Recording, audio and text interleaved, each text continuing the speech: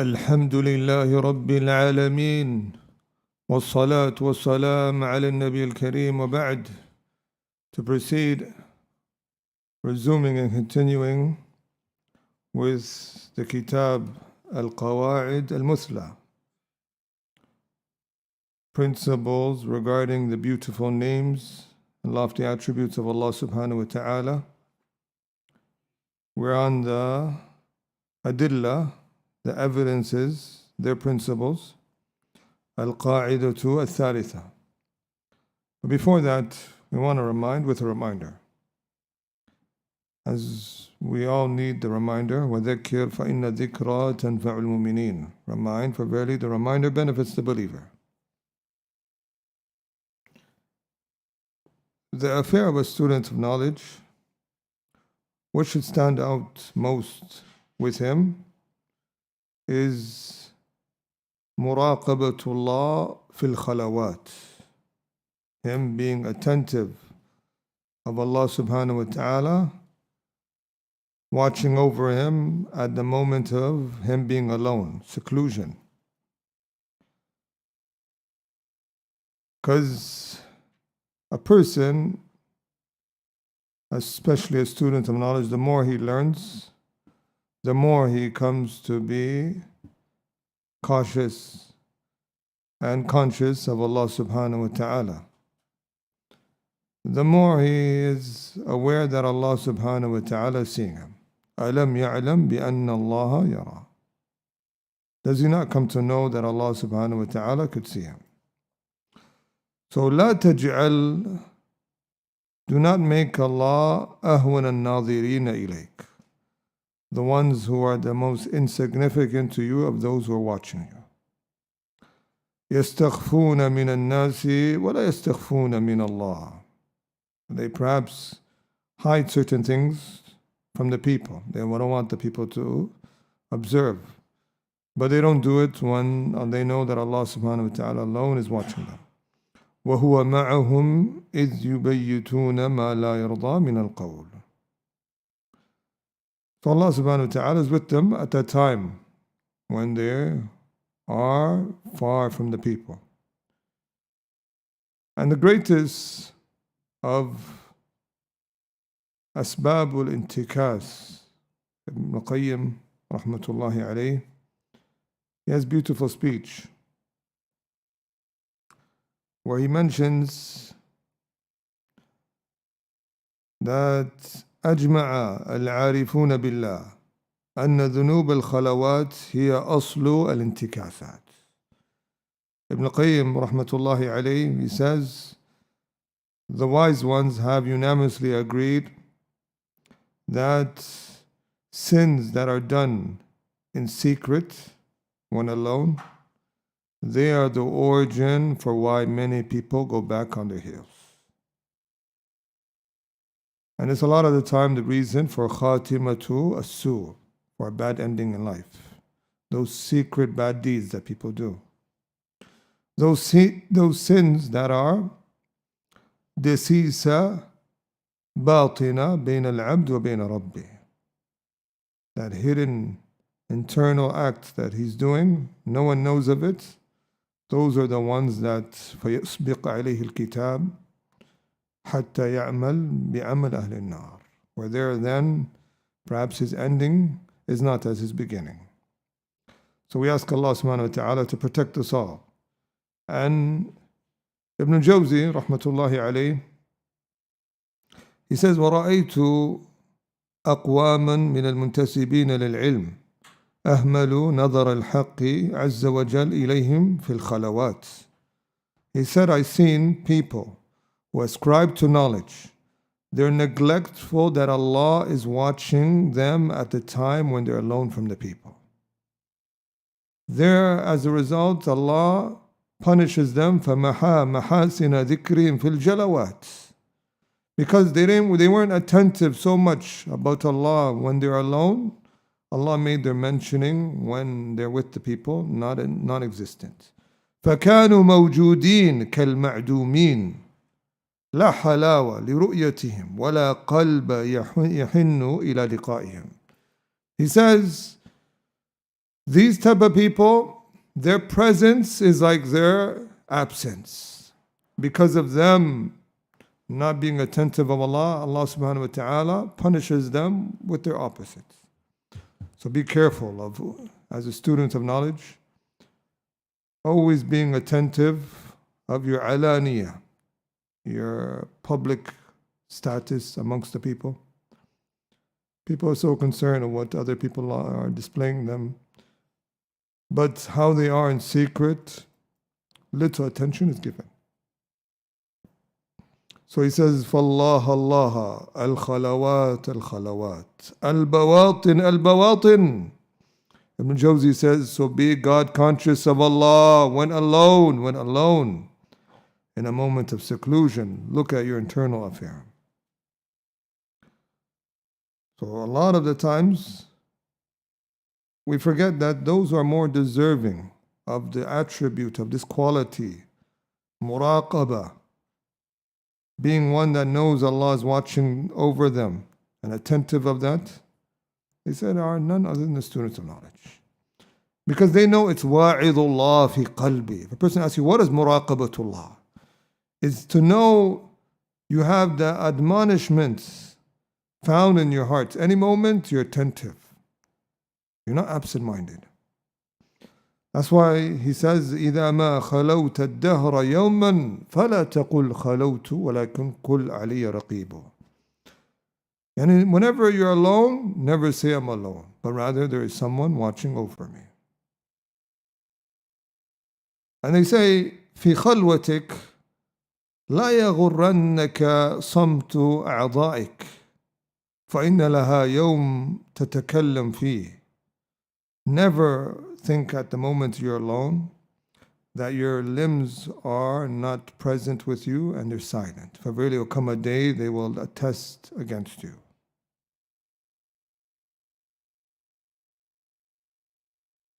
So it comes in narration showing that one of the greatest of sins that rids people of good deeds, so much good deeds. The Prophet ﷺ says from Hadith Thawban and reported by Ibn Majah and others, لَعَلَمَنَّ أَقْوَامًا مِنْ أُمَّتِي. I know of a people from my nation that will come Yawm al-Qiyamah with good deeds of the size of the mountain of Tahama. فَيَجْعَلُهُ اللَّهُ عَزَّ وَجَلَّ هَبَاءً مَنْثُورًا. Allah makes it like scattered particles of dust. So the Sahaba says, can you describe these individuals?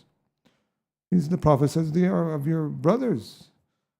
But they are aqwam إِذَا خَلَوْا بِمَحَارِمِ اللَّهِ انْتَهَكُوهَا. They are people, once they're alone with the sanctuaries of Allah, the boundaries that Allah has set, they trespass those boundaries when they're alone, especially. It also comes in hadith that the Prophet ﷺ said, مَا كَرِهْتَ أَنْ يَرَاهُ النَّاسِ فَلَا تَفْعَلْهُ إِذَا خَلَوْتَ. What you hate for the people to see, do not perform it when you're alone. And do not make Allah أهون الناظرين إليك, the least of your concern. So this is a reminder that we students of knowledge should be the most conscious of Allah amongst the people. And they should find that istiwa, sarira ma'al alaniya, they say. That your secret affair is similar to your public affair. Yes, we all have shortcomings, but we try. We try. We ask Allah subhanahu wa ta'ala to pardon us. With no further delay, we're going to continue with Al-Qawa'id al-Thalitha. Begin to follow. بسم الله الرحمن الرحيم الحمد لله رب العالمين والصلاة والسلام على أشرف الأنبياء والمرسلين نبينا محمد وعلى آله وأصحابه أجمعين اللهم اغفر لنا ولمعلمنا وللسامعين والحاضرين ولمن لهم حق علينا أما بعد فيقول المؤلف رحمه الله تعالى. The third principle. Pertaining to verses which deal with Allah's attributes, we know their meanings from one perspective, but from another perspective we do not know their meanings. Or to be more precise, we know the meanings that are conveyed by Allah's attributes but we do not know the how or the reality of Allah's attributes. This principle is supported by proofs from revealed texts and logical arguments. As for revealed texts, Allah said, كِتَابٌ أَنزَلْنَاهُ إِلَيْكَ مُبَارَكٌ لِيَدَّبَّرُوا آيَاتِهِ وَلِيَتَذَكَّرَ أُولُو الْأَلْبَابِ. This is a book, the Quran, which we have sent down to you full of blessings, that they may ponder over its verses and that men of understanding may remember. طيب, so القاعدة الثالثة ظواهر نصوص الصفات معلومة لنا باعتبار ومجهولة لنا باعتبار آخر. This principle has been stated to refute none other than a sect called Al-Mufawwida, those who consign the meanings of the attributes and say it are meanings other than what is apparent. Or they say we don't know these meanings, only Allah subhanahu wa ta'ala knows of it. This sect, it first appeared, the Mufawwida, in Al-Qarn al-Rabi', at the beginning of the 4th generation or the 4th century, and it got stronger in the 5th century after the death of the Prophet sallallahu alaihi wasallam, as more mutakallimin, more theologians began to adopt this view, and they've been supported by well-known philosophers, of Muslim philosophers, Al-Juwayni and them, and figures of that time. They supported this idea that we cannot comprehend the meanings of the attributes, and that these meanings are not somewhat understood, or they are beyond the level of comprehension. Only Allah subhanahu wa ta'ala can understand them. And this comes right after he mentioned the second principle, which is that we do not do interpretation from what is apparent of the text unless we have a proof. So he addressed the group that are the Mu'awwila. The Mu'awwila are the group that falsely interpret the attributes to another meaning. Now we're talking about a group that they don't interpret it to another meaning, but they say what's apparent of the meanings is not intended. Only Allah knows those meanings. So the first group, the Mu'awwila, and the second group, the Mufawwida, have certain things in common and certain differences. What they have in common, they say, the ittifaq, what they have in common, is that they both agree that ظاهر النصوص غير المراد. What's apparent from the text is not intended. They both agree on that. You tell them Allah has two hands, they both will come to you and say, we, the guy who's the Ash'ari, or whoever it may be, interpreting the attributes to saying that Allah has two blessings instead of two hands, he's going to tell you it is not what's apparent. You can't take it literal.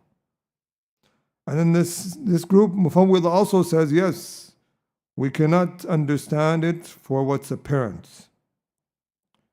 But what do they differ? Mawtin, as some of the mashayikh mentioned, al-iftiraq. What they have in difference, or their differences, it is how they react to that which is apparent. So the Ash'ari comes and says, we need to interpret it to another meaning from what's apparent, or the Mu'awwila. But the Mufawwida, they come and they say, hold on, we don't have a proof from the Quran or the Sunnah to interpret it to another meaning, so let's hold back and just say Allah only knows what it means, but if what's apparent is not the meaning.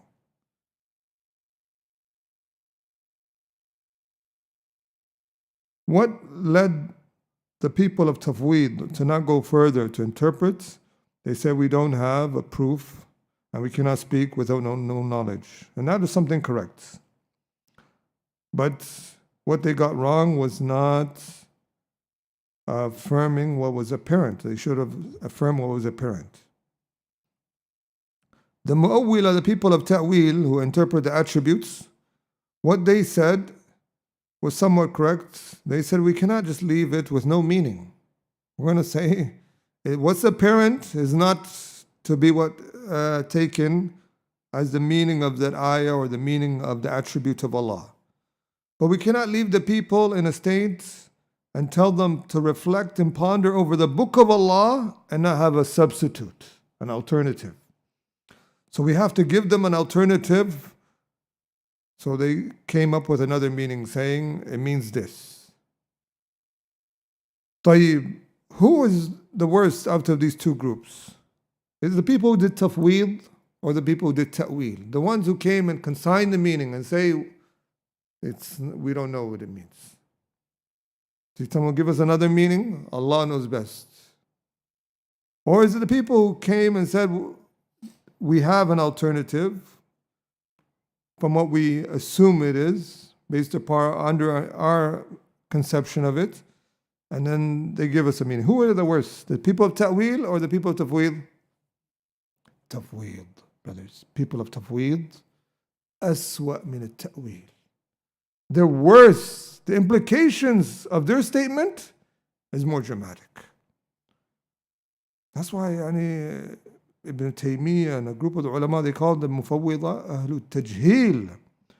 Those who are actually labeling the Prophet and his companions as ignoramuses. They just read وَمِنْهُمْ أُمِّيُّونَ لَا يَعْلَمُونَ الْكِتَابَ إِلَّا أَمَانِيَّ. They're just a people who just recite the book but don't know any meaning of it. This is what they're saying. If they were to ask the Prophet, what does this ayah mean? What does this attribute of Allah mean? He'll say, Allah knows best. What about the Sahabas? They'll say, also Allah knows best. So they're saying basically, what's implied of their statements? That these attributes of Allah are like Alif, Lam, Mim, Sad. Alif, Lam, Mim, Ra. Taha. They're like the broken letters, Huruf al-Muqatta'a. They're in that position, they're saying. Or even some of them, they're saying it's like a book, like it's a book of talasim, like a book that it's filled of riddles or wordings that you cannot make up and understand what it means. We're just reciting it. So the implications of their statement are far worse. And that's why you notice innovations, they're just getting worse and worse. The ones that come after are getting more problematic, and it's merging with other things. That's why when you find the innovations now is getting more complicated. Like even the tablighi of the past was not like the tablighi of now. They're getting more complicated, brothers. Shaitan is knowing how to mislead by developing this innovation to even something more problematic. ما يأتي زمان إلا والذي بعده شر منه. It doesn't come a time except the time after is worse. So tafweed came after, and it is worse. طيب, tafweed, this word tafweed, to consign something, it means adam al-jazm, not to be certain about something, and to return it back to someone other than yourself. So what you're doing here, you're returning it back to Allah and not being certain about His meaning. It divides into two: tafweedu al-kayfiyya wa tafweedu al-ma'na. Tafweed is of two types. One that Ahlul Sunnah does and one that Ahlul Bid'ah does. Tafweed al-kayfiyya, the howness, we consign that back to Allah. Person tells you, how does Allah descend? We say to him, Allahu A'lam. MashaAllah. And then a person asks you, what does descending mean? We tell them, Allah, yes, we don't say Allah A'lam. We know what descension means. We know what means descending in the language. But how does Allah descend? We don't know that. So Tafweed al-Kayfiyya, Ahl Sunnah, they do that. But Tafweed al-Ma'na, this is what Ahl Bid'ah do. They come and they say, and they try to give you doubts. They tell you there's some things in the Quran that you yourself admit that you cannot understand. You tell them, no, everything in the Quran is understandable. There's not one ayah in the Quran that is non-understandable. They say, but what about Alif Lam Mim? What do we say to them? Alif Lam Mim are letters. So these letters are not huruf lil ma'na. They're huruf hijaiya, alphabets, letters. They're not lil ma'na in the first place. They even know in the Arabic grammar, they tell you these are the letters, alif, ba, ta. They're not for meanings. So we don't know the meanings of the letter. It's not a meaning of a letter. It doesn't have a meaning. But if a person asks why were they placed, that's a different discussion. ما سبب إيراد هذه الحروف? What is the reason for why Allah mentioned these letters at the beginning? That's a different discussion. So we tell them every part in the Quran of ayah could be understood. Could it be understood? So their doubt that saying there's some parts in the Quran that you cannot understand, this is not correct. And these people, they have a lot of doubts. We're going to see that. But there's a lot of drives for them to do tafweed. They say asbab zuhur al-tafweed umurun. The reasons for why people resorted to doing tafweed. The first reason that they notice, the scholars, دعوى الخوف على عقيدة العوام. Them claiming and alleging that we fear things to become confusing for the awam, the laity. So we don't want to cause any problems, so we're just going to say Allahu A'lam. That's a lot of times. They tell you, brothers, the awam. We cannot speak about this. Just say Allahu A'lam. Save the awam the headache. And we're going to speak about a discussion about regarding the awam, inshallah, with some words of Ibn Taymiyyah. The next reason, الفهم الخاطئ لطريقة السلف. Their misconceptions of what was the way of the Salaf al-Salih. They used to say, these people, مذهب السلف أسلم. They used to claim that the Salaf al-Salih used to consign the meanings. And they'll give you certain wordings. In reality, they had misconceptions of what the Salaf al-Salih used to do.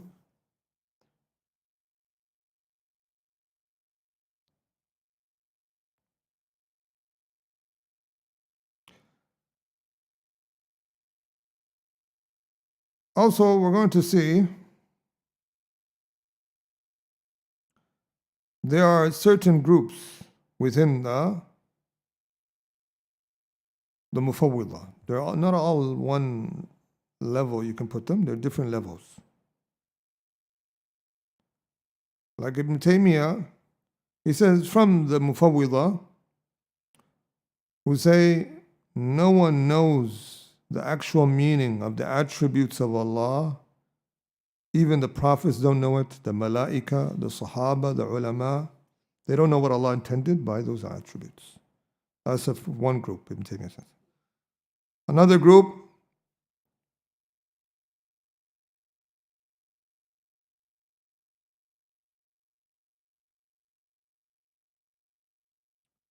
they basically,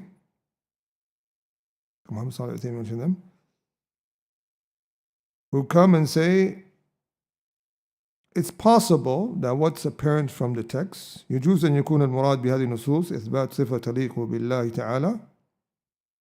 It's possible that what's apparent is the possible meaning of what's intended, and it's possible another meaning. So they keep you in a predicament. You're like, subhanAllah, I didn't get anything out of that. Yeah, it's possible what's apparent is the meaning, and it's possible another. They just leave it like that. The next one, Next group of the Mufawwidah, من أعرضوا بقلوبهم وأمسكوا بألسنتهم عن هذا كله واقتصروا على قراءة النصوص ولم يقولوا فيها بشيء. There's a group that's totally averted. When they come to these ayats, they just read it alone. They say, we just read it and we don't further comment. We don't say anything. We just keep quiet. This is a group of Mufawwidah. They say, just read it, brother. Don't comment. Don't say anything. You can't even explain the ayah.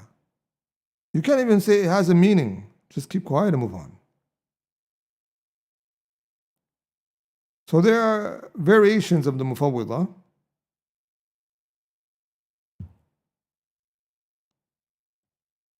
تفضل بسم الله. In another verse, he said, إِنَّا جَعَلْنَاهُ قُرْآنًا عَرَبِيًّا لَعَلَّكُمْ تَعْقِلُونَ. We verily have made it a Qur'an in Arabic that you may be able to understand its meanings and its admonitions. And then yet another verse, he said, وَأَنزَلْنَا إِلَيْكَ الذِّكْرَ لِتُبَيِّنَ لِلنَّاسِ مَا نُزِّلَ إِلَيْهِمْ وَلَعَلَّهُمْ يَتَفَكَّرُونَ. And we have also sent down unto you, O Muhammad sallallahu alaihi wasallam, the reminder and the advice, the Qur'an, that you may explain clearly to men what is sent down to them and that they may give thought. Giving thought can only be done with regards to what can be understood, so that one may give thought to what he has understood through thinking. Further, since the Qur'an was revealed in Arabic, proves that if a person understands the Arabic language, it is possible for him to understand the meanings of the Qur'an. Otherwise, it would have made no difference whether the Qur'an had been revealed in Arabic or whether it had been revealed in any other language. SubhanAllah, the Qur'an is, we're being told to reflect and ponder. أَفَلَا يَتَدَبَّرُونَ الْقُرْآنَ. We're being told that this Qur'an is هَذَا بَيَانُ لِلنَّاسِ. It's a clarification. Yet they're telling us, no, it's a book of, like, it needs to be solved. It's not clear. Go ahead. Furthermore, when the Prophet ﷺ explained the Qur'an to the people, he was explaining not just the wording of the Qur'an but also the meanings of its verses. As for logical arguments, Allah addressed us in His book, and the Messenger ﷺ addressed us through his sayings. Moreover, we know that the purpose of the Qur'an and the Prophet's saying is to guide mankind. Given the great importance of that purpose and the dire need of mankind for guidance, it is impossible that the verses of the Qur'an and the sayings of the Prophet ﷺ are beyond the understanding of human beings. You know, one of the things they add that shows how repugnant, and Ibn Taymiyyah says, min shar aqwal ahl al-bid'ah. It's from the most evil and repugnant of statements of ahl al-bid'ah, the statement of tafweed. One of the reasons, because it makes you put the attributes of Allah, it resembles ma'dumat. The guy who interprets, he's resembling it to mawjudat. And he's saying that Allah subhanahu wa ta'ala is, it's something inexistent, or he's probably trying to run away from that, but he still gives some meaning that exists generally for Allah. But this person, he's coming and saying, no, Allah's attributes are like non-existent. That's what he's actually saying.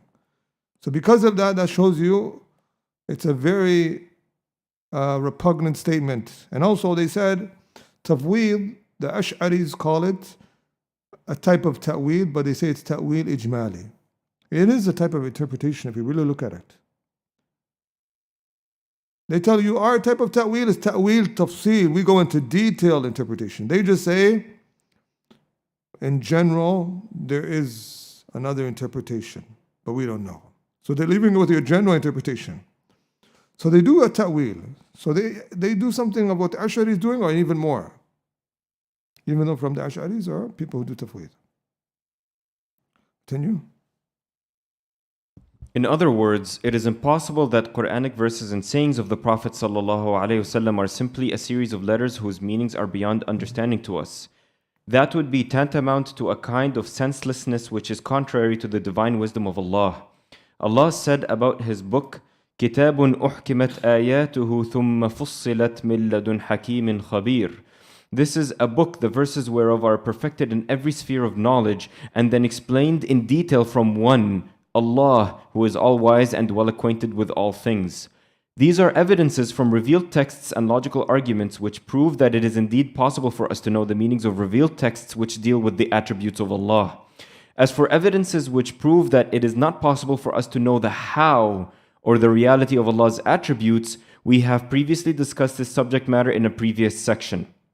The section on the sixth principle which deal with Allah's attributes. Based on what has preceded, the falsehood of the Mufawwidah sect becomes clear. The adherents of that sect claim that human beings cannot know the meanings of revealed texts which deal with Allah's attributes. They claim that only Allah possesses that knowledge.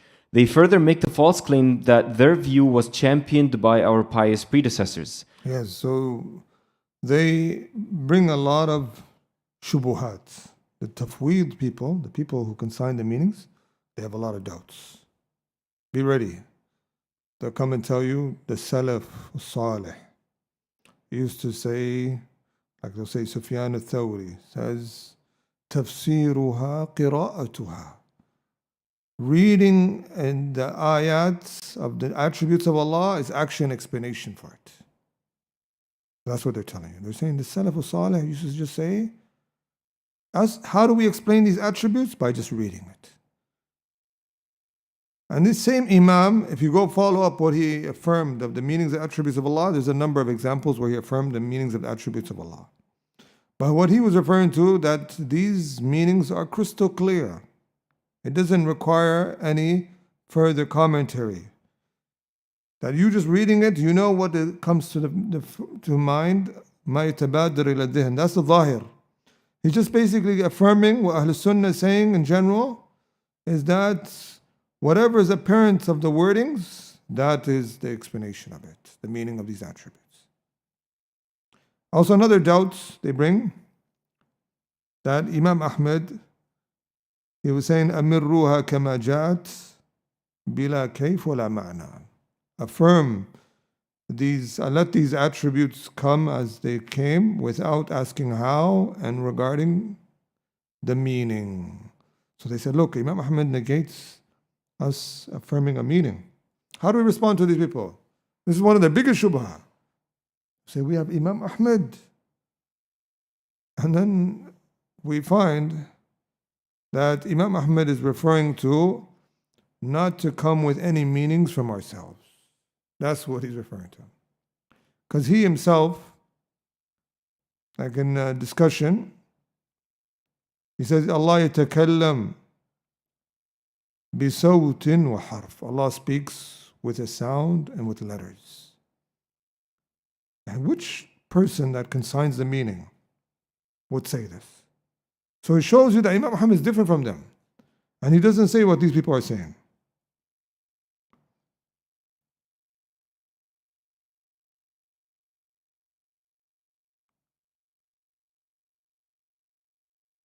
And then also, they use certain statements of certain Imams.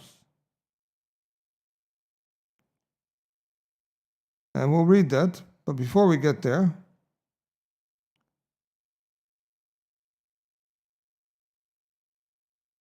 one of also their biggest evidences that they supposedly have is the ayah, وَمَا يَعْلَمُ تَأْوِيلَهُ إِلَّا اللَّهِ. No one knows the meaning of it except Allah. And they're saying the sifat min qabil al-mutashabihat. The attributes of Allah are from the ambiguous matters, the unclear matters that we're supposed to say only Allah knows. This is what they want us to do. And they use that ayah, that we're not supposed to follow after فَأَمَّا الَّذِينَ فِي قُلُوبِهِمْ زَيْغٌ فَيَتَّبِعُونَ مَا تَشَابَهَ مِنْهُ. Following what was not so clear of the Quran, they're saying the attributes of Allah are that which is not so clear. And they even go and give examples. They say, well, Allah is ascending over His throne. Some of them, they use this ayah to say, we just say Allah knows best.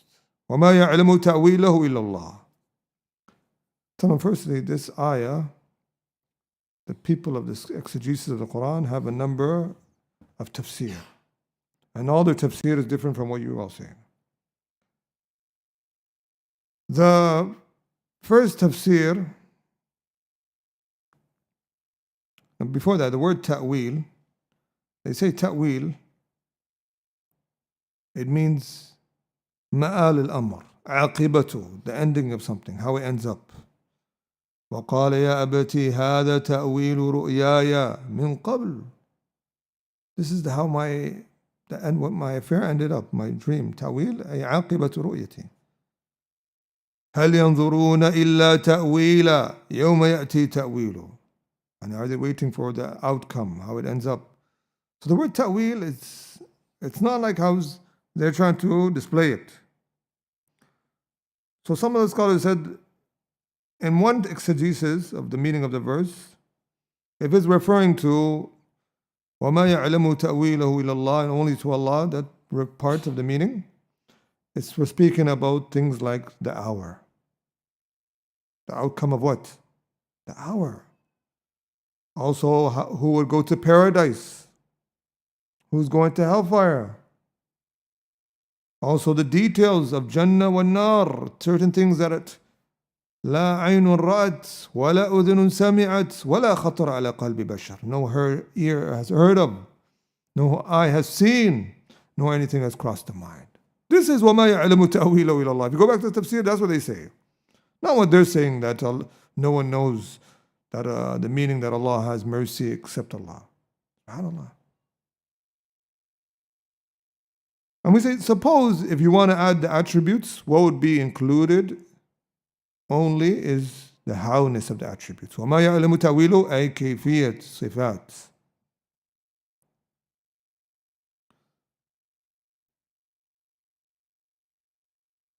And then the rest of the tafsir of the verse have no supporting to what they say.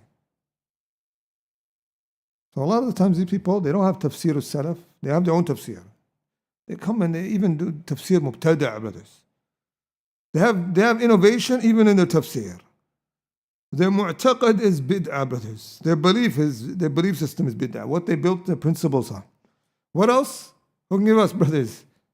Of their affair showing you that, the hadith they rely on, the scholars say, a lot of it is fabricated and weak.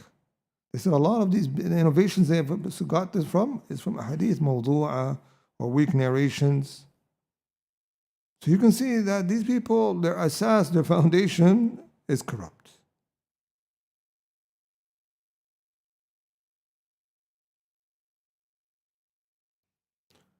طيب, also what they use is certain imams of the past. Like they use, especially in particular, the latter mutaakhirin of the Hanabila. The Hanbali scholars of the latter ulama of the school of the madhab of Imam Ahmed, that they had certain statements which was inclining to tafweed, consigning the meaning of the attributes back to Allah. They say, we have the Hanabila, they tell you, my aqidah is athari. He tells you, I'm not Salafi. He tells you, my aqidah is athari, Hanbali. What does he mean by that? I'm following the latter mutaakhirin of the Hanabila. He tells you, I'm following Ibn Qudama, I'm following Safarini, I'm following Fulan, I'm following Abu Ya'la. And he goes on and lists certain ulama that he supposedly says that's of his trend. And then when you really look to those ulama, like for example, they quote Imam al-Barbahari. They say we have Imam Barbahari on our side. Imam al-Barbahari says, فَمَا أَشْكَلَ مِنَ الْآثَارِ فَعَلَيْكَ بِالتَّسْلِيمِ وَالتَّصْدِيقِ وَالتَّفْوِيضِ وَالرِّضَى وَلَا تُفَسِّرْ شَيْئًا مِنْ هَذِهِ بِهَوَاكَ. MashaAllah. The Sharh al-Sunnah, brothers. Explanation of the Sunnah in his book. He says, whatever is problematic of these narrations, then it is upon you to submit and to attest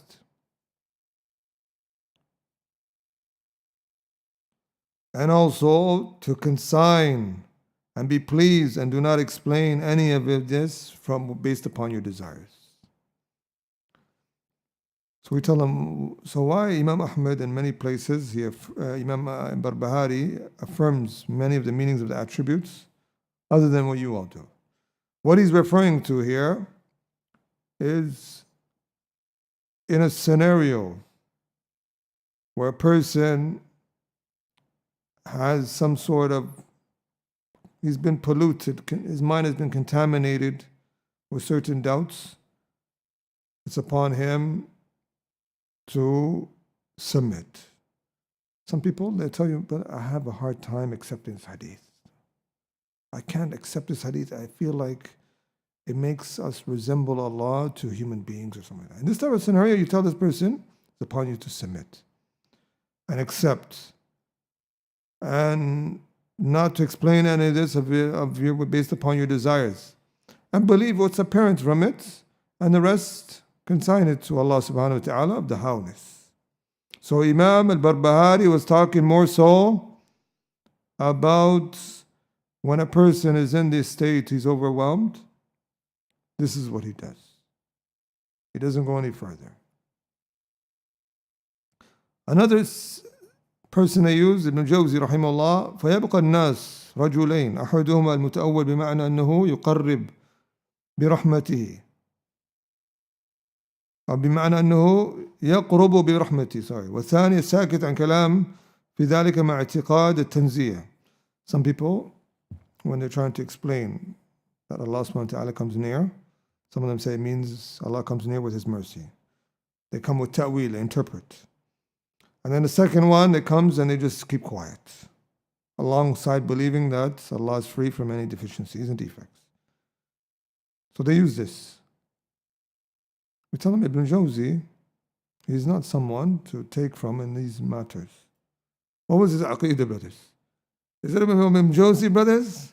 He was, I remember this wording from our mashayikh, mutakhabbitun. What does mutakhabbitun mean, brothers? He was sometimes with Ahlul Sunnah and another times with who? The Asha'ira. Sometimes he was supporting different groups. I think we have some speech, we can read about that. But even overall, there's some people make excuses for him. But just generally, you won't take him as an icon to follow in these topics, brothers. He had some slip-ups and he fell into errors. The statements that they use of Abu Ya'la and some of the scholars, like Abu Ya'la, in one of his commentary about a hadith, the attributes of Allah, Allah laughing and so forth, he mentions, وَهِيَ عِنْدَنَا حَقٌّ لَا شَكَّ فِيهِ. These hadith are true with no doubt. وَلَكِنْ إِذَا قِيلَ كَيْفَ وَضَعَ قَدَمَهُ وَكَيْفَ ضَحِكَ. But if it's said to us, how does Allah place His foot onto the fire, and how does Allah laugh? قُلْنَا لَا نُفَسِّرْ هَذَا وَلَا سَمِعْنَا أَحَدًا يُفَسِّرُهَا.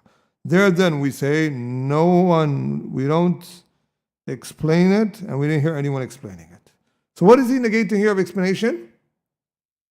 The kayfiyya. So sometimes they use some of these imams saying, وَلَا tafsir, there's no tafsir for it.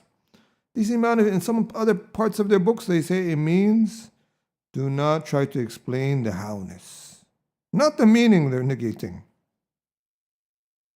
So these people got it all wrong.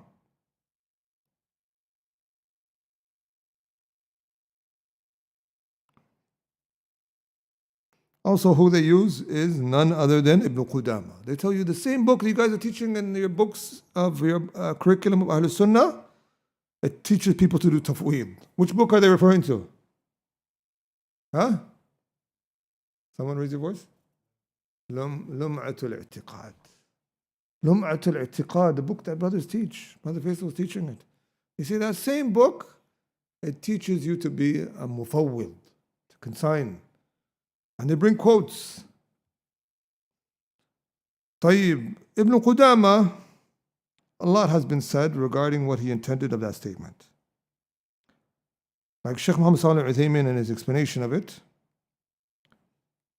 he explained,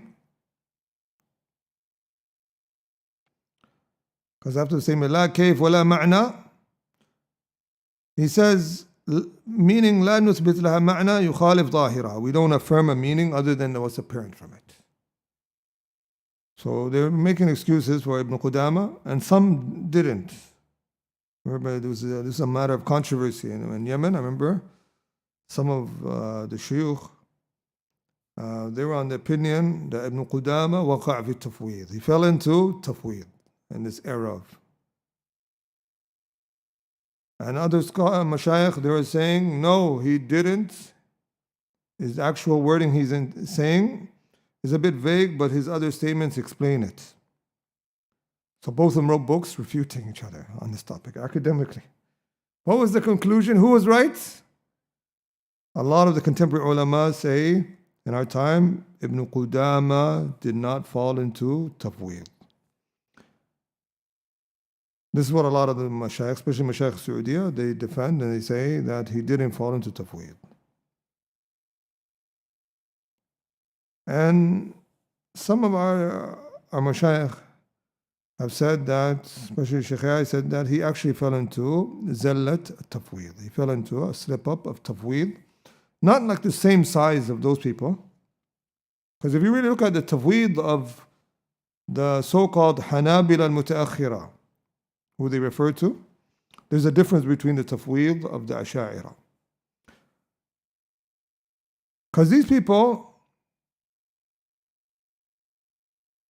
they have a lot of differences between what the actual Ash'aris were saying.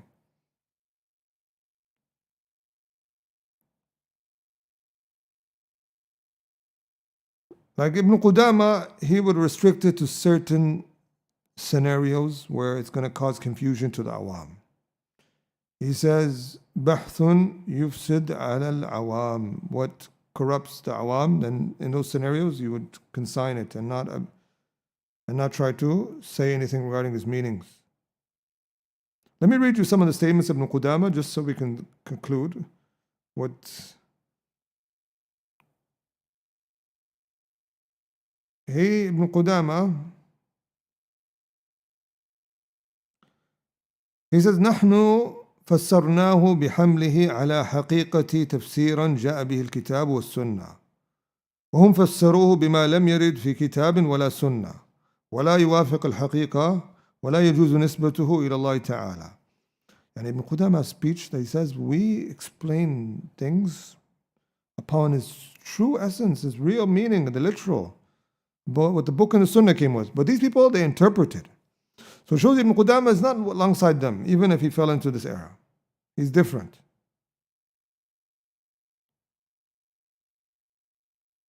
Also, Ibn Qudama, his stance was more like the hadith. وَمَا جَهِلْتُ مِنْهُ فَكِلُوهُ إِلَى عَالِمِ. Comes the hadith, the Prophet says, whatever you're ignorant of the Quran, then consign it back to its scholar. Consign it back to its scholar. So he says, وَمَا أَشْكَلَ عَلَيْهِ فَهْمُ شَيْءٍ مِنْ ذَلِكَ وَاشْتَبَعَ عَلَيْهِ فَلْيَقُلْ كَمَا مَدَحَ اللَّهُ تَعَالَى بِهِ الرَّاسِخِينَ فِي الْعِلْمِ وأخبر عنهم أنهم يقولون عند المتشابه آمنا به كل من عند ربنا. Whatever is problematic of these things, of attributes, then just say like for those who are firm, we believe in all of it's from Allah.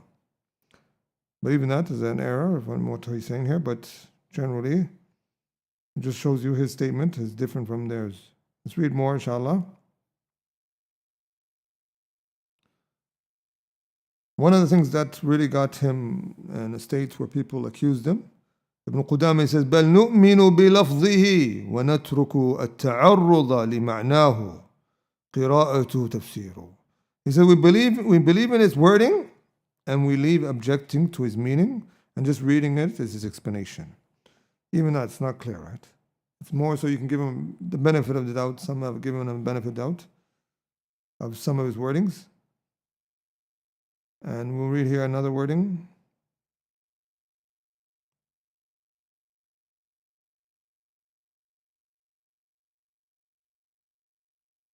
This is the biggest one.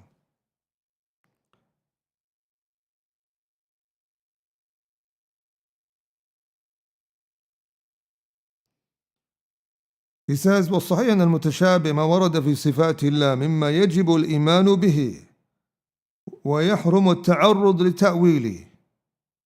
Whatever was correct from the attributes of Allah is from the mutashabih. That in itself is not the statement of Ahlul Sunnah.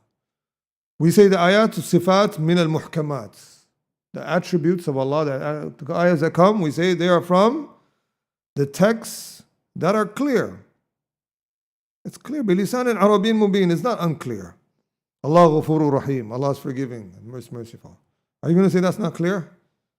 Allah ascended over His throne. That is clear. And in a manner that befits His majesty. He has two hands. It's clear. But to come and say that it's not clear and only Allah knows, this is where it's problematic to say it's mutashabih. And it's haram to object to his interpretation. And then he gives all these ayahs. And then he says, اتفق السلف على إقرار به وإمراره على وجهه وترك تأويله فإن الله ذم المبتغين لتأويله. And then he mentions to affirm it and let it pass in its state and not. And then they also give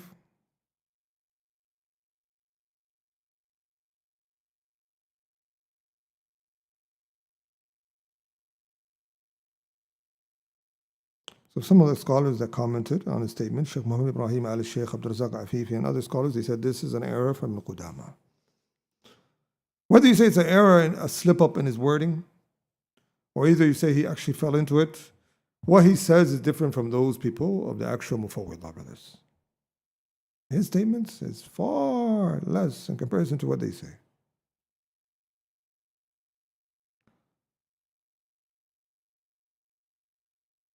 Continue, inshallah. Bismillah. They further make the false claim that their view was championed by our pious predecessors. Nothing, however, could be further from the truth. In numerous sayings, our pious predecessors affirmed and explained the meanings of such texts, sometimes in a general manner, sometimes in a detailed manner. In so doing, they made clear that they understood the meanings of such verses. What they didn't understand or claim to understand, and that which they entrusted to the knowledge of Allah, the possessor of might and majesty, was knowledge of the how or the reality of Allah's attributes. In his famous book, Al-Aql wal-Naql, Shaykh al-Islam Ibn Taymiyyah wrote, as for the belief of the It's about 10 volumes, that book, right? As for the belief of the Mufawwidah, Allah ordered us to contemplate the meanings of the Quran and He encouraged us to understand the Quran. How is it possible that He can command us to understand it on the one hand, while He wants us to understand it while He wants us to not understand it on the other hand?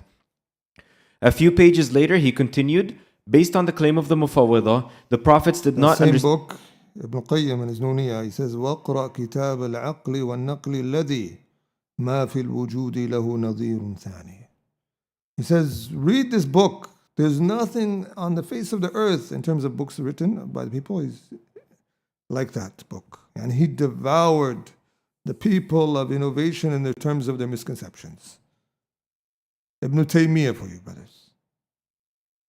They said he was a specialist in every sect. He would tell a group more than what they know about their own group. He was Ibn Taymiyyah for you, brothers. Go ahead. A few pages later, he continued, based on the claim of the Mufawwidah, the prophets did not understand what Allah said when He described Himself in the Quran or in previously revealed scriptures. Instead, they recited revealed texts without understanding their meanings. It is clear, therefore, that this belief of the Mufawwidah is an attack on the Quran and on the prophets. Allah revealed the Quran, and in it He informed us. There's some who even try to say we're allowed to ask how. We shouldn't even consign the howness. And they try to give certain doubts. Like they say a Sahabi, Abu Razin al-Uqayli, he went up to the Prophet ﷺ, asking questions on some of the attributes. And here I'll read you some of the narrations. The first, قال يا رسول الله كيف يحاسبنا الله تعالى في ساعة واحدة ونحن جميعا. He said, he's asking the Prophet, how is Allah going to reckon us all in 1 hour while we're so many and He's one?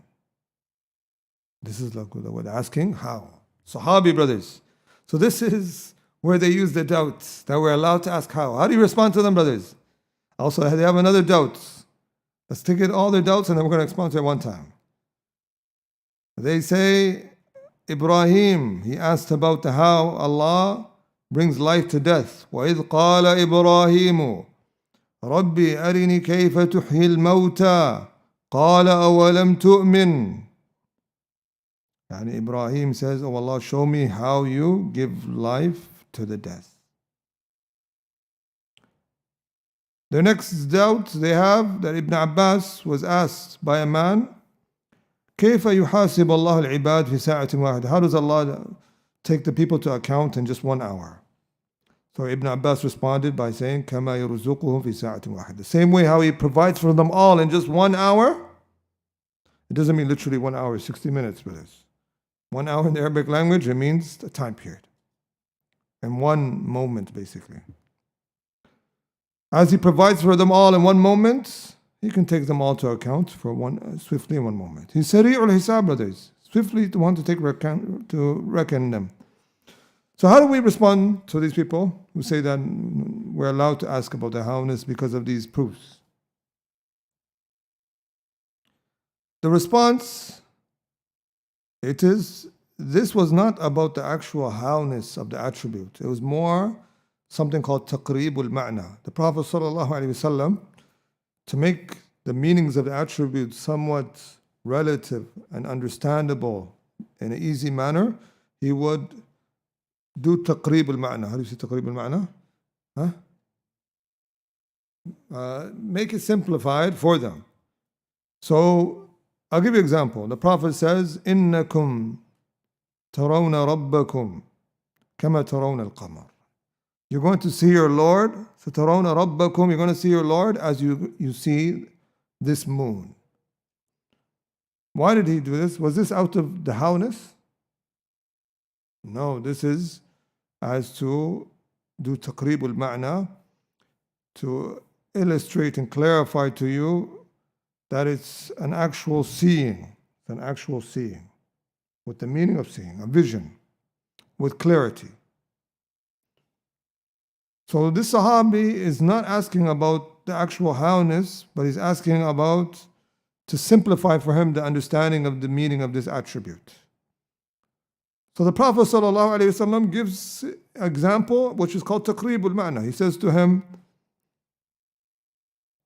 should I not inform you of one of Allah's greatest signs? And the Prophet mentioned the qamar, the moon. He says, هذا القمر كلكم يراه مخليا به فالله أكبر. He says, the Prophet, all of you all see this moon, while even you're all alone.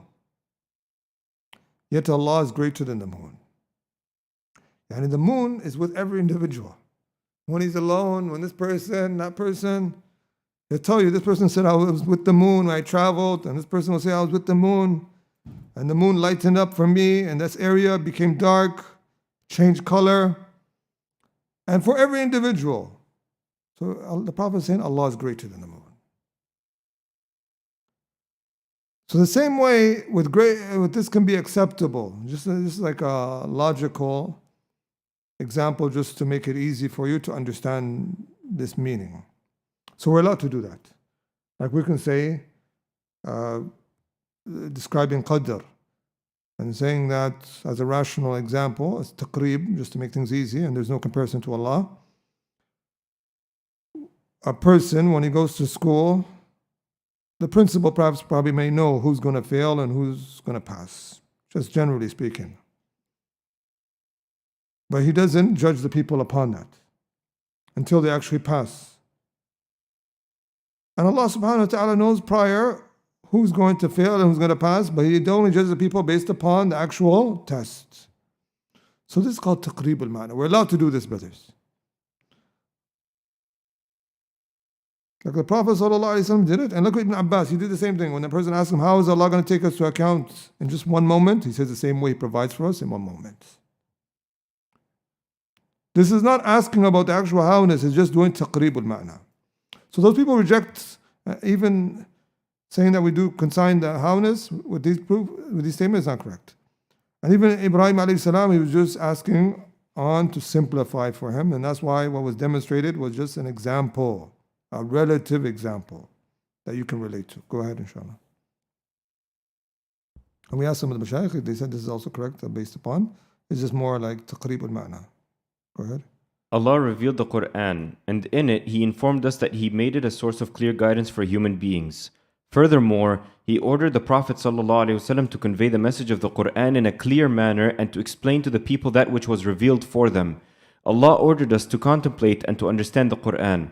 The noblest parts of the Quran are those parts and this question came before. Sorry to interrupt. Like years ago, a person would never think that it would be possible to text multiple people at one time.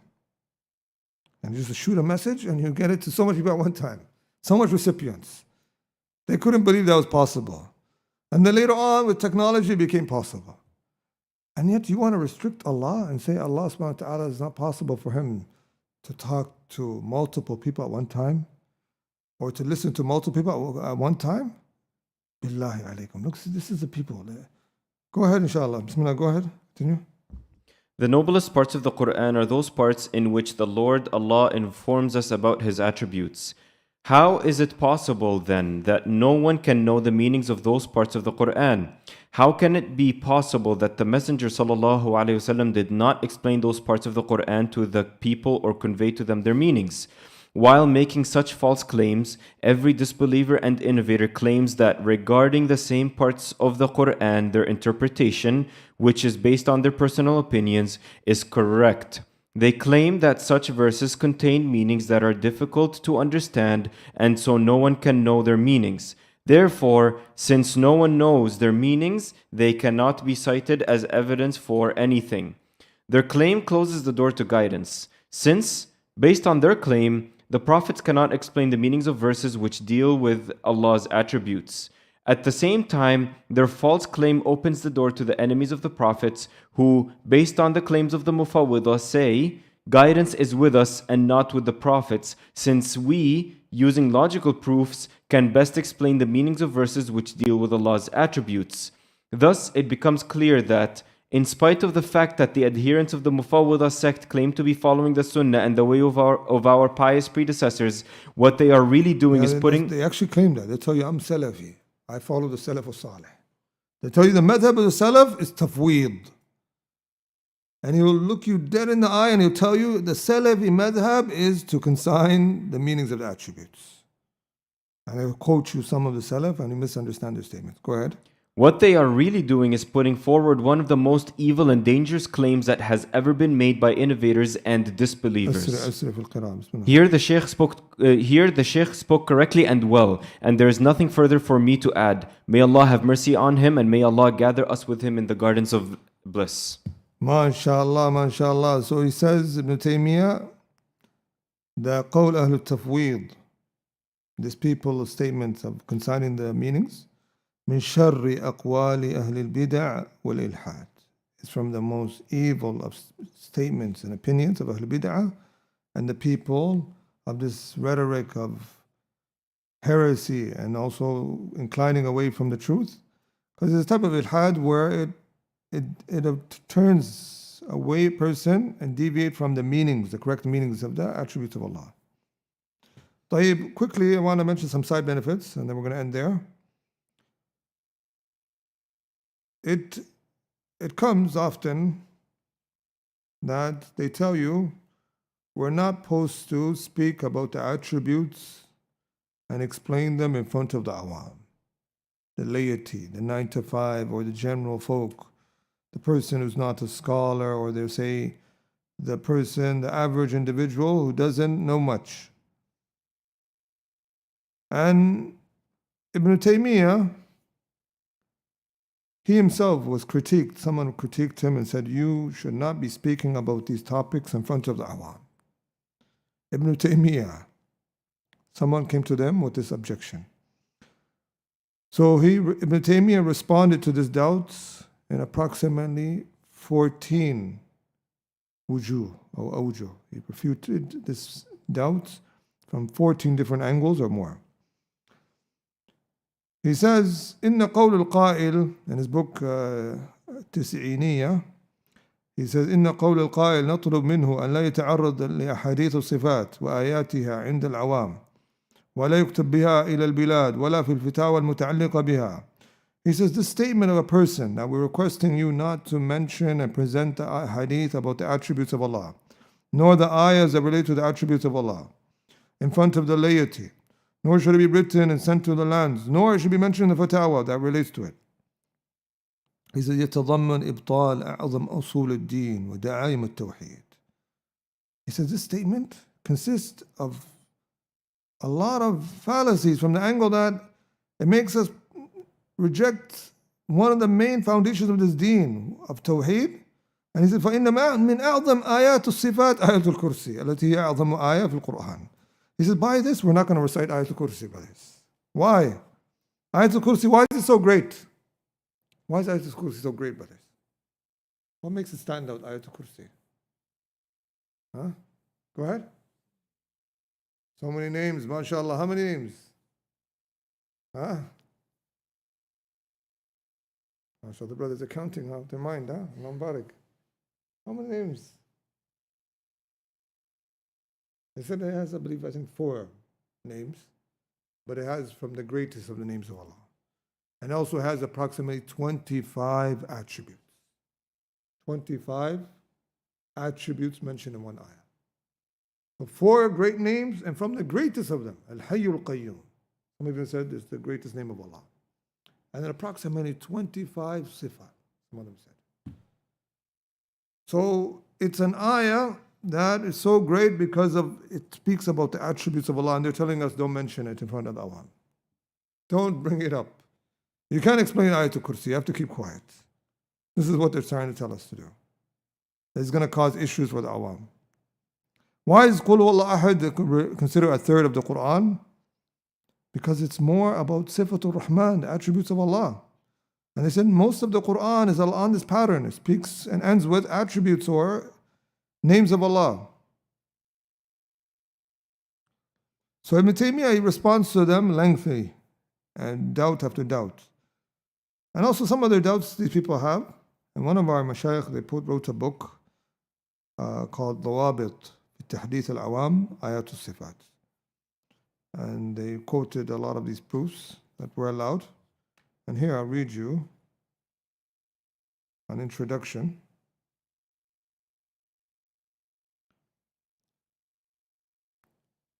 Like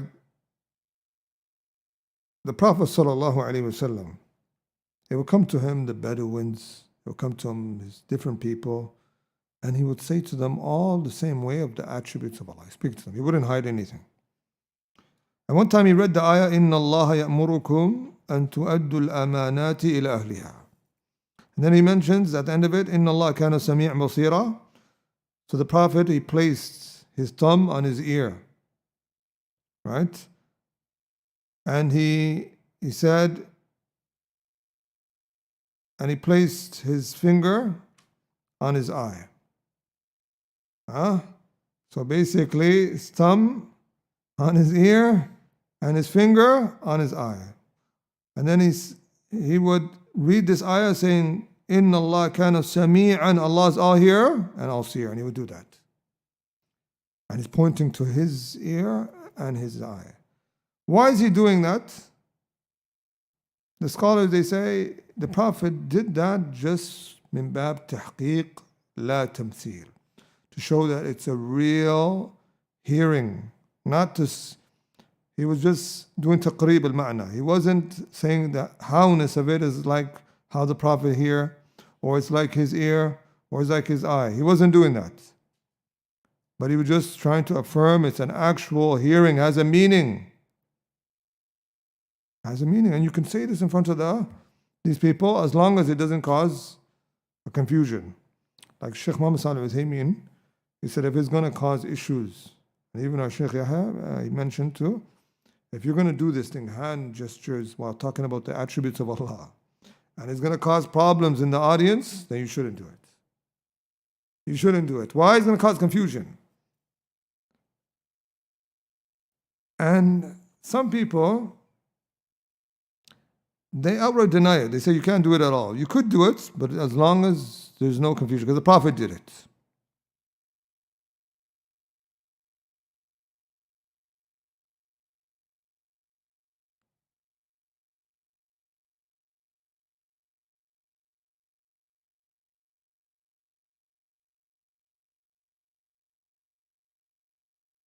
And also comes another hadith, another Sahabi did it, where he pointed to his ear and his eyes when he mentioned the ayah, وَهُوَ السَّمِيعُ الْبَصِيرُ. So a Sahabi did that.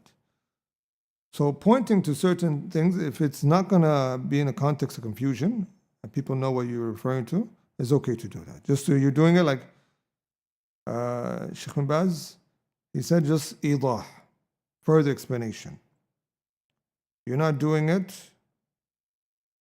He says, إذا كان للبيان والإيضاح بالحقيقة ما هو للتمثيل ولا للتشبيه. You're just doing it to further clarify, but not to resemble or liken. But if Sheikh Muhammad Salih Al-Uthaymin and Sheikh Salih Fawzan says, if it's going to cause confusion, or it's from the general folks that you know is going to cause confusion, you shouldn't do it. You shouldn't do it.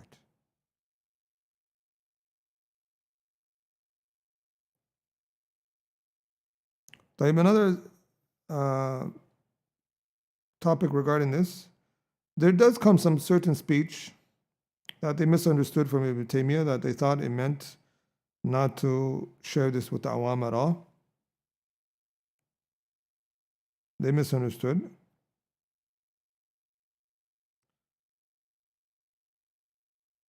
If there are certain things that we should not get involved at all.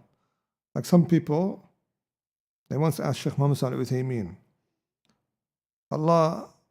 does Allah only have those number of fingers, a number of fingers in the hadith? It comes, he mentions he has placed the earth on one finger, he placed the heavens on one finger. So they counted, they said, does Allah only have the amount of fingers? What do we say? We do tafweed here, we say Allah alam. Because that knowledge has not been left to us. That's beyond our scope. Anything that we haven't been informed, that we don't know of, we do that type of tafweed. What about someone we found one time, some da'i, when they asked him, how much eyes does Allah have? He said, Allah alam. Allah has eyes, but Allah knows best. Is that correct? Is that correct, brothers? No, that's not correct. And the Salaf al-Salih, like Ibn Abi Mulaika, one of the ones who met 30 of the Sahabas. He was asked, does Allah have one hand or two hands? He said, Bel ithintan. He has two hands. Because the least of the number of a plural is two, and also it's been mentioned, Bel yadahu mabsutatan. So we affirm that Allah has two hands. Don't come and say, Allah has hands, but I don't know the number. Allah alam. No, don't do that. And don't be like those people who come and say, Allah has eyes, but I don't know the number of eyes. No, say Allah has two eyes. Don't do tafweed on this. Another side benefit, some of the people who do tafweed, they tell you, we don't do tafweed on every attribute. They say we only do it in sifat al-khabariya, not sifat al-aqliya. They tell you the attributes that are clear and easy, we don't do tafweed. We only do tafweed when the nas awham al-tashbiha, when it's somewhat what's apparent, they say, resembling human bodily limbs. There then we have to consign. And that's contradictive. One time they're doing tafweed, they tell them all of it's from Allah and it should be understood in one way. يُؤْمِنُونَ بِبَعْضٍ وَيَكْفُرُونَ بِبَعْضٍ. And in terms of like, they take what's for them and leave what's against them. And they have some lines of poetry. Sahib al-Jawhara, they have some lines of poetry they always rely on. And they have their durus. You find a whole conference, you say, where are you guys all going to? Someone's explaining Manzumat al-Jawhara. Someone's explaining a poetry in the Aqeedah of the Ash'ari people. كل نص أوهم التشبيه يعني فأوله أو فوضه ورم التنزيه. He's saying that every text that comes in the Quran and the Sunnah about the attributes of Allah that indicates some sort of problematic meaning or misleading that resembling to Allah, then do tafweed or do ta'wil and try to free Allah from anti-morphism of what they say.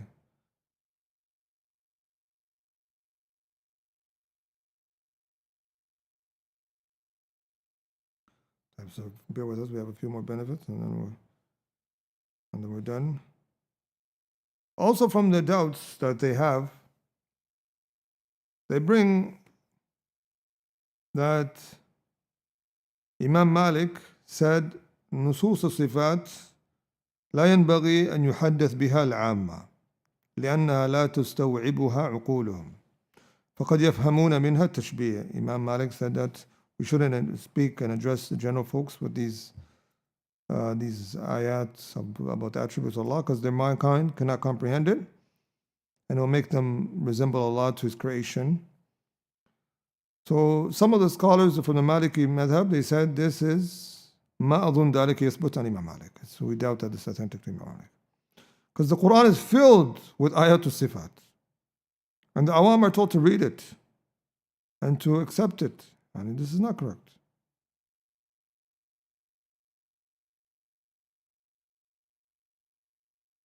And also Shaykh Albani was asked about those people who say don't address the awam about these topics about aqidah and about the attributes. He says,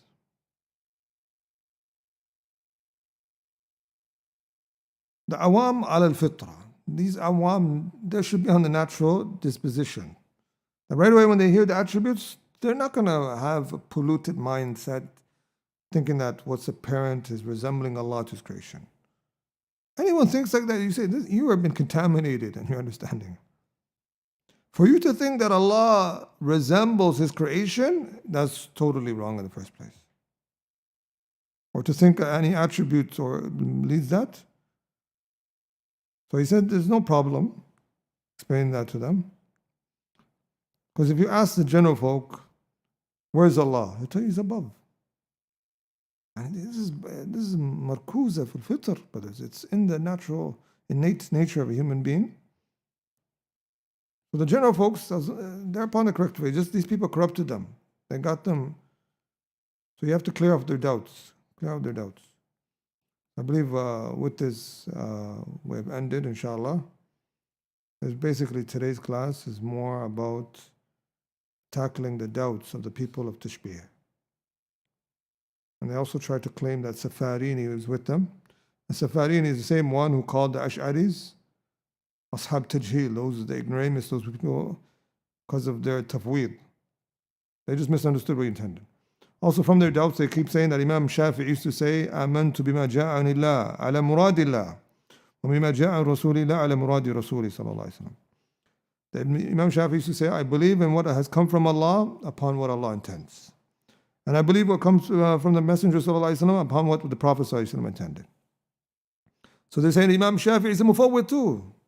We all say that now. We believe in what comes from Allah upon what Allah intended, and we just keep quiet. So we believe in that, but Imam Shafi'i is the same one who believed that these things had meanings, and he affirmed what's apparent from it. So that's what is intended by Allah, the zahir. Because Allah intended what's the zahir. Any questions, inshallah? Barakallahu feekum. Any questions? I think it's understood, inshallah. It's a bit overwhelming, but we hope everyone understood it. Generally, these people, they're online, and there's a lot of them online. You may come across them.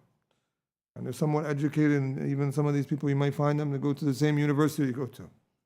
You memorize it all on Google, all the supposed Salaf Imams that he has that says we're supposed to consign the meanings and the kayfiyah together. You have to know to respond to them, inshallah. Barakallahu feekum, jazakumullah khairan.